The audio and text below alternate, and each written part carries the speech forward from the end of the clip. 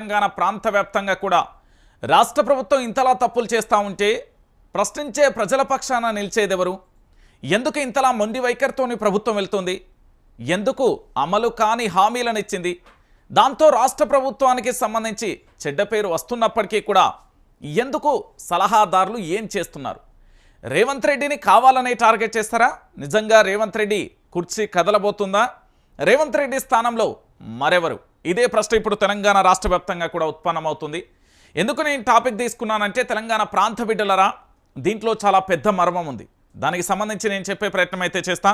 ప్రధానంగా కూడా రాష్ట్ర వ్యాప్తంగా కొన్ని ఎపిసోడ్లను చూడొచ్చు మనం. అందులో భాగంగా కొన్ని భిన్నమైన వైఖరి, మరికొన్ని దానికి కనీసం కూడా పోలి ఉండని వార్తలు కూడా చూడొచ్చు. అయితే ముఖ్యమంత్రి యనుమల రేవంత్ రెడ్డి మీ అందరికీ తెలిసిన విషయమే. తెలంగాణలో పూర్తి స్థాయిలో కాంగ్రెస్ పార్టీ అధికారంలోకి వచ్చిన తర్వాత మన ముఖ్యమంత్రి రేవంత్ రెడ్డి సీఎం అయిన తర్వాత పూర్తి స్థాయిలో కూడా అబాసు పాలవుతున్న పరిస్థితి కనబడుతుంది. ముఖ్యమంత్రి యనుమల రేవంత్ రెడ్డి మొదటి నుండి కూడా అబాసు పాలవడం వెనుక ఏదైనా కుట్రలు జరుగుతున్నాయా, లేదా ముఖ్యమంత్రి తప్పుడు నిర్ణయాల వల్లనే జరుగుతున్నాయా, లేకపోతే ముఖ్యమంత్రి ధోరణి వల్ల జరుగుతున్నాయా అనేది ఇప్పటికీ కూడా ముఖ్యమంత్రి గ్రహించలేకపోయారా అంటే అవుననే సమాధానం చాలా క్లారిటీగా వినబడుతుంది.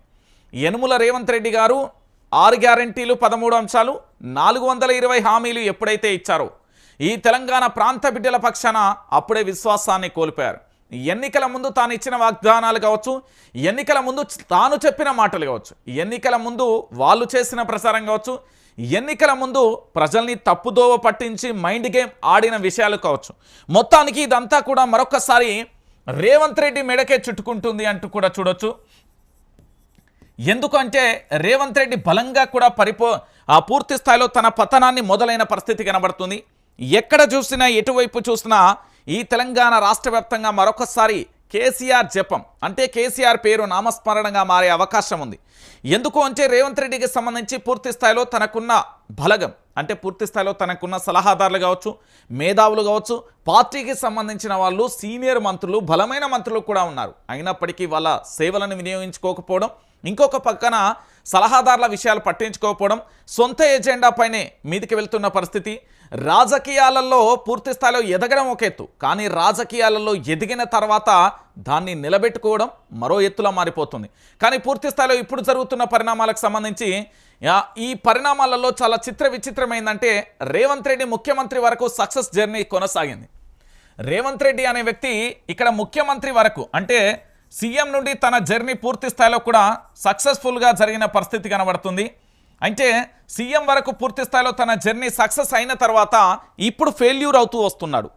రేవంత్ రెడ్డి ముఖ్యమంత్రి నుంచి ఇక తన డౌన్ఫాల్ మొదలైందా అంటే, ఓ పక్కన సెక్రటరియట్కు సంబంధించి వాస్తు దోషాలు అంటారు, మరో పక్కన మరోసారిగా పూర్తి స్థాయిలో కూడా జరుగుతున్న పరిణామాలకు సంబంధించి జరుగుతున్న ఎపిసోడ్ మొత్తం చూస్తున్నాం. ఏంటిది? రేవంత్ రెడ్డి తన డౌన్ఫాల్ ముఖ్యమంత్రి అయిన తర్వాత జరగడానికి ప్రధానమైన అంశం ఏంటి అంటే, ఎక్కడ చూసినా ఎటువైపు చూసినా కూడా ఒకటి, రేవంత్ రెడ్డి అనే వ్యక్తి ప్రజలకు దూరం అయిపోయిండు. రెండోది, రేవంత్ రెడ్డికి సంబంధించి పూర్తి స్థాయిలో తన యొక్క ఆలోచన ధోరణికి మాత్రం పని పెడుతున్న పరిస్థితి కనబడతలేదు.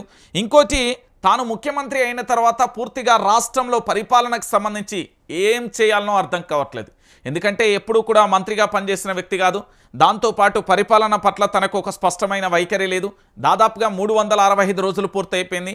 ఏ ఫైల్ ఏ టేబుల్ మీదకి వచ్చింది, దేనికోసం చూడాలి, ఎందుకు ఫైల్లను చేయాలి, రాష్ట్రానికి సంబంధించిన రాబడి ఎంత, వ్యయం ఎంత, దానితో పాటు తెలంగాణ అభివృద్ధి దిశలో నడవాలంటే ఏం చేయాలి, తన పార్టీ ఎదుగుదలకు సంబంధించి ఏం చేయాలి అనే విషయాన్ని పూర్తి స్థాయిలో కూడా రేవంత్ రెడ్డికి కూడా అంతుచిక్కని పరిస్థితులు కనబడుతున్నాయి. సో ఇలాంటి పరిస్థితులలో రేవంత్ రెడ్డి జర్నీ అనేది డౌన్ఫాల్ మొదలైంది. అయితే రేవంత్ రెడ్డి ఒక రహస్య సర్వే చేసుకున్నారంట. ఆ రహస్య సర్వే పేరు RRC, అంటే రేవంత్ రెడ్డి కాంగ్రెస్. మీ అందరికీ నేను మళ్ళీ చెప్తున్నా, రేవంత్ రెడ్డి ఒక రహస్య సర్వే చేసుకున్నాడు. రేవంత్ సర్వే చేసుకున్నాడు. అంటే కాంగ్రెస్ పార్టీకి సంబంధించి రేవంత్ తన వ్యక్తిగతంగా ఒక సర్వే చేసుకున్నాడు. ఆ సర్వేలో భాగంగా విస్తుపోయే నిజాలు వచ్చినాయి. రేవంత్ రెడ్డి జర్నీ కాస్త తన యొక్క రేవంత్ రెడ్డి అనుకున్న స్థాయిలో కూడా ఎక్కడా కనిపించలేదు. రేవంత్ రెడ్డికి సంబంధించి పూర్తి స్థాయిలో కూడా జర్నీ మొత్తం కూడా డౌన్ఫాల్ వస్తున్న పరిస్థితి కనబడుతుంది.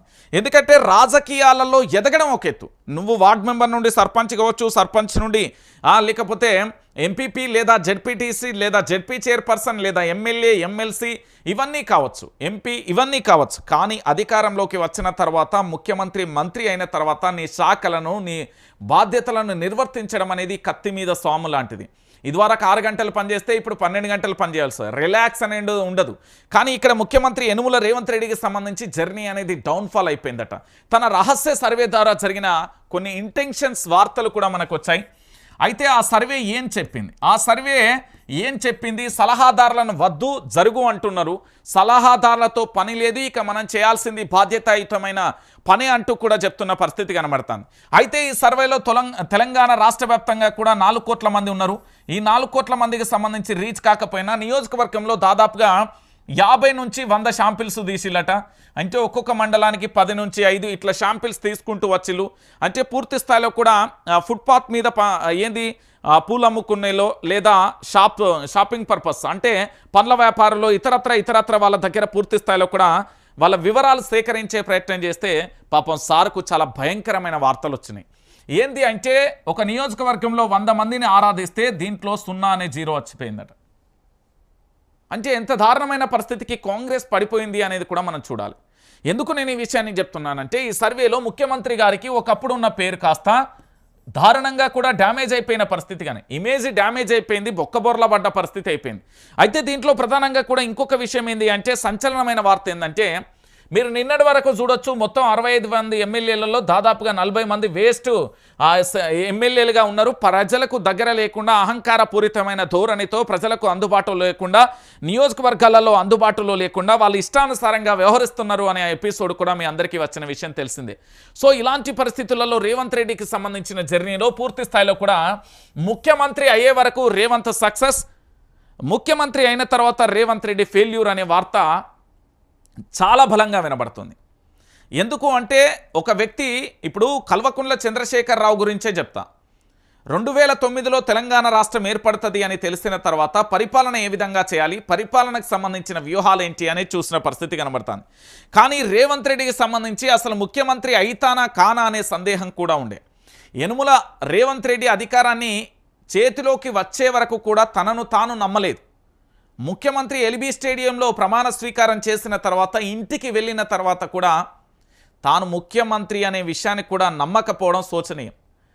దాని తర్వాత పరిపాలన విషయంలో దృష్టి పెట్టకుండా తన వ్యక్తిగతమైన గర్జ్ అంటే వ్యక్తిగత కక్ష రాజకీయాలను తెర మీదకి తీసుకురావడం, దాంతోపాటు తన తప్పులను ఎత్తి చూపినందుకు అకారణంగా అరెస్టులు చేయడం, వాగ్దానాల విషయంలో ఫెయిల్యూరు కావడం, దేవుళ్ళ మీద ఒట్టేసి హిందువుల మనోభావాలు తీయడం, హైడ్రా పేరుతో తెలంగాణ ప్రాంత బిడ్డలను ఆగం చేయడం, మూసీ పేరుతోని తెలంగాణ రాజకీయాన్ని కంపు చేయడం, ఈ విధంగా చెప్పుకుంటూ పోతే రేవంత్ రెడ్డి యొక్క చరిత్ర అస్తవ్యస్తంగా మారిపోయిన పరిస్థితి కనబడుతుంది. సో ఇలాంటి పరిస్థితులలో రేవంత్ రెడ్డి యొక్క ఇమేజ్ డ్యామేజ్ అయిపోయింది, ముఖ్యమంత్రిగా డౌన్ఫాల్ అయిపోయిండు. రాజకీయ ఎదుగుదల సక్సెస్ కావచ్చు ఆయన దృష్టిలో, కానీ ముఖ్యమంత్రిగా ఫెయిల్ అనే విషయం తెలంగాణ ప్రాంత బిడ్డలు తనకిచ్చిన సర్వే రిపోర్ట్లో ఇచ్చిర్రు అనేది మనకు అందుతున్న విశ్వసనీయ వర్గాల సమాచారం. ఎందుకు అంటే ఒకటి మంత్రుల మధ్య సఖ్యత లేకపోవడం, ముఖ్యమంత్రికి మంత్రులకు పడకపోవడం, ఎమ్మెల్యేలకు ముఖ్యమంత్రికి రాకపోవడం, దాంట్లో భాగంగా పలు జిల్లాలకు సంబంధించిన కొంతమంది ఎమ్మెల్యేలు ఇప్పటి వరకు ముఖ్యమంత్రిని కలవలేదు అంటే అతిశయోక్తి లేదు.